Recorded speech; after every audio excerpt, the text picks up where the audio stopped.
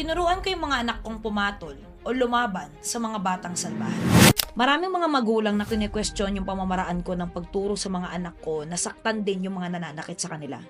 Ang lagi nilang sabi sa akin, ituruan ko yung mga anak ko magpatawad. No, I will never do that.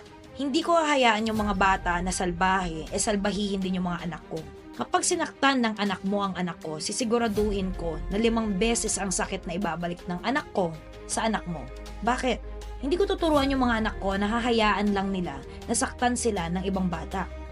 Tapos lalaki sila na magpapaapi? No, I will never do that. My kids are going to be warriors like mommy.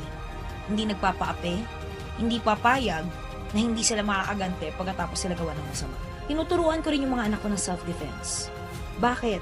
Sa mundong to na maraming babae na hindi man lang makalaban kapag ginagawan sila ng masama, especially ng mga nakakatanda sa kanila. I'm teaching them how to